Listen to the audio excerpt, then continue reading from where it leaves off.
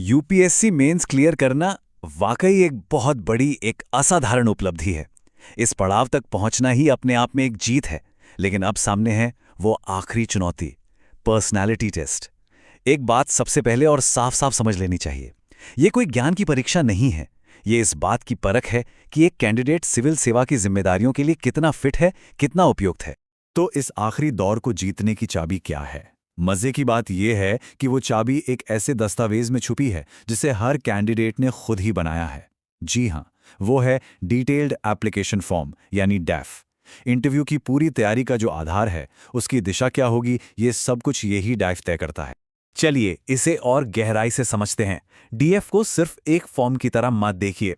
असल में ये पूरे इंटरव्यू का एक स्ट्रेटेजिक नक्शा है, एक ब्लूप्रिंट। इंटरव्यू पैनल इसी ब्लूप्रिंट का इस्तेमाल करता है ये समझने के लिए कि कैंडिडेट का व्यक्तित्व कैसा है, उनकी पसंद नापसंद क्या है और उनकी पूरी पृष्ठभूमि क्या रही है।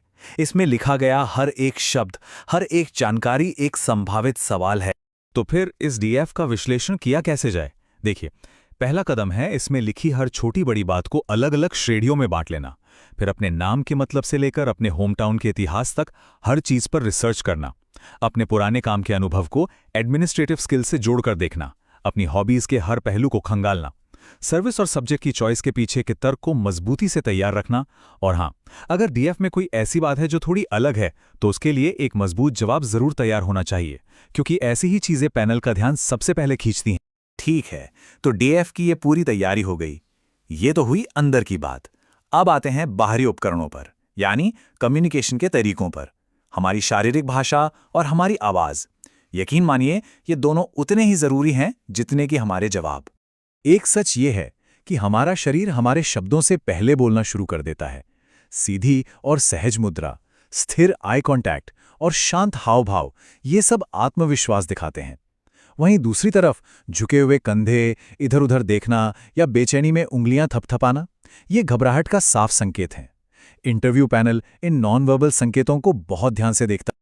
और आवाज, ये तो सबसे शक्तिशाली हथियारों में से एक है।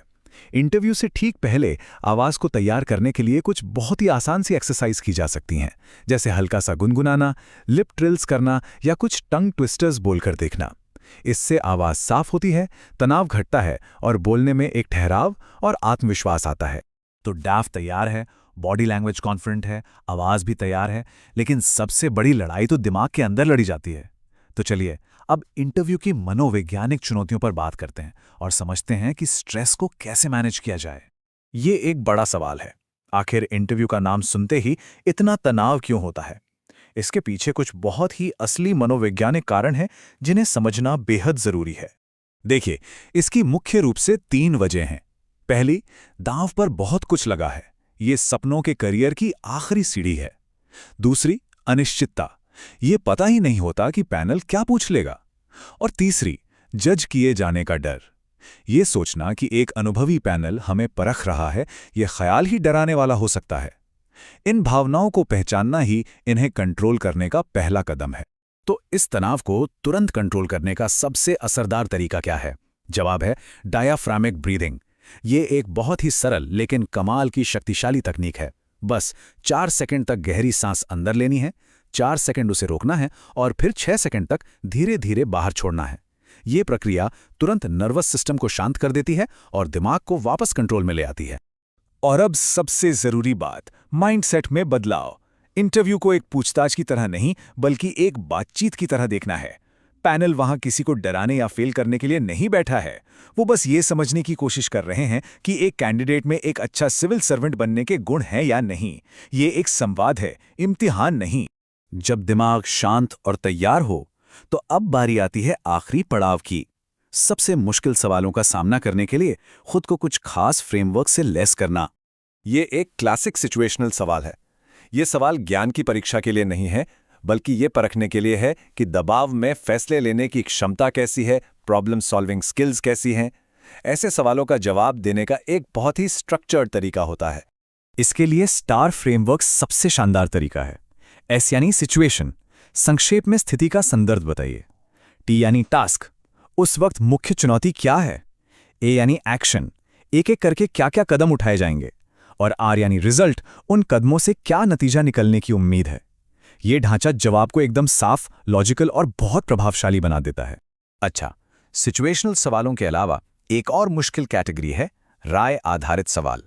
ये सवाल किसी भी कैंडिडेट के एनालिटिकल स्किल्स और बैलेंस्ड सोच को परखते हैं। इसके लिए IPA मॉडल का इस्तेमाल किया जा सकता है। I यानी इंट्रोडक्शन, विषय का एक छोटा सा परिचय दें। P यानी पर्सपेक्टिव, मुद्दे के दोनों पक्ष यानी उसके फायदे और नुकसान दोनों पर बात करें। और E यानी इवैल्यूएशन, आखिर में एक संतुलित राय और एक समाधान के साथ अपनी बात खत्म करें। ये मॉडल दिखाता है कि सोच एक तरफा नहीं बल्कि गहरी और बहुआयामी है। और मान लीजिए कोई ऐसा सवाल आ गया जिसका जवाब पता ही नहीं है, तो क्या करें? घबराने की बिल्कुल जरूरत नहीं है। ईमानदारी सबसे अच्छी नीति है। ये मानना कि इस विषय पर पूरी जानकारी नहीं है लेकिन सीखने की इच्छा है, ये असल में आत्मविश्वास और बौद्धिक ईमानदारी को दिखाता है। और ये दोनों ही गुण एक सिविल सेवक के लिए बहुत जरूरी हैं। तो ये रही वो पूरी यात्रा, डैफ की गहरी तैयारी से लेकर अपनी बॉडी लैंग्वेज और आवाज पर कंट्रोल तक, और दिमाग को शांत रखने से लेकर बातचीत की कला में माहिर होने तक। इस पूरी प्रक्रिया में डर को एक साफ और एक्शन लेने लायक रणनीति में बदल दिया गया है।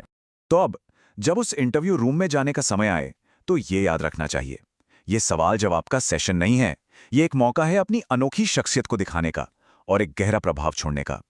तो इस भरोसे के साथ आगे बढ़ना है। ये खोज अब पूरी हो चुकी है।